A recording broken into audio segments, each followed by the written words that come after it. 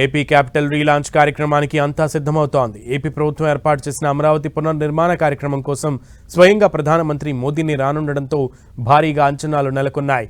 ప్రధానమంత్రి మోదీ ఈసారి క్యాపిటల్ కోసం ఏదైనా ప్రత్యేకమైన హామీ ఇస్తారా, శుభవార్తలేమైనా చెప్తారా అనే ఆసక్తి వ్యక్తమవుతోంది. మరోవైపు గత ప్రభుత్వ హయాంలో రాష్ట్రంలో విధ్వంసం చోటు చేసుకుందని, కూటమి ప్రభుత్వం అభివృద్ధి వైపుగా పయనింపజేస్తోందని అంటూ హోంమంత్రి అనిత హాట్ కామెంట్స్ చేశారు. ఆ డీటెయిల్స్ ఈ స్టోరీలో చూడండి.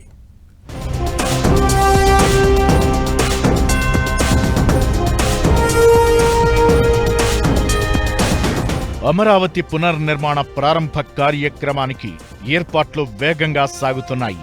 బుధవారానికల్లా అన్ని పనులు పూర్తవుతుండగా ఈ కార్యక్రమానికి ప్రధానమంత్రి మోదీ రానుండడంతో 6,000 మంది పోలీసులతో భద్రతా ఏర్పాట్లు చేస్తున్నారు.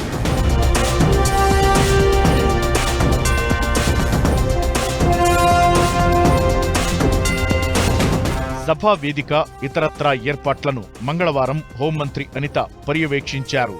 ఈ సందర్భంగా హోంమంత్రి అనిత ఏపీలో పండగల రాజధాని రీలాంచ్ కార్యక్రమం జరుగుతుందన్నారు. గత ప్రభుత్వ హయాంలో విధ్వంసం రాజ్యమేలిందని, ఇప్పుడు ముఖ్యమంత్రి చంద్రబాబు, డిప్యూటీ సీఎం పవన్ కళ్యాణ్, మంత్రి నారా లోకేష్ ఆధ్వర్యంలో అభివృద్ధి జరుగుతుందన్నారు. అమరావతి పునర్నిర్మాణ శంకుస్థాపనకి మన అమరావతి రావడం నిజంగా ఒక శుభ పరిణామం కింద భావించాలి. ఎందుకంటే అమరావతి అనేది ఆంధ్రప్రదేశ్ ప్రజల కళ. ఆంధ్రప్రదేశ్ ప్రజల కళల రాజధాని అమరావతి.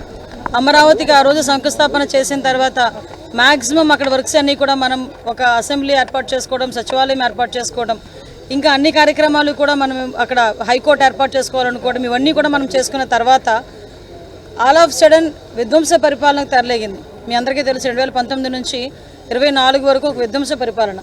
అది కూడా ఏంటంటే ఒక ప్రజావేదిక కూల్చివేత నుంచి స్టార్ట్ చేసి అమరావతి విధ్వంసానికి కూడా ఆ రోజే బీజం పడిన పరిస్థితులను ఆంధ్రప్రదేశ్కి అమరావతి రాజధానిగా ఉండాలని చెప్పి ఈరోజు మళ్ళీ అమరావతికి ఈరోజు కేంద్ర ప్రభుత్వం కూడా సహకరించడం నిజంగా చాలా శుభ పరిణామం కింద భావించాలి.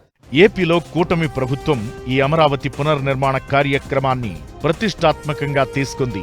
కనీసం 5 లక్షల మంది ఈ సభకు వస్తారనే అంచనాలు ఉన్నాయి. స్వయంగా ప్రధానమంత్రి మోదీనే సభకి హాజరవుతున్న నేపథ్యంలో మొత్తం భద్రతా ఏర్పాట్లన్నీ కూడా ఎస్పీజీ పర్యవేక్షణలోనే సాగుతున్నాయి. సభాస్థలికి చేరుకునేందుకు 11 మార్గాలు ఏర్పాటు చేయగా, ప్రధాని వేదికతో పాటు మరో 2 స్టేజీలను ఏర్పాటు చేశారు.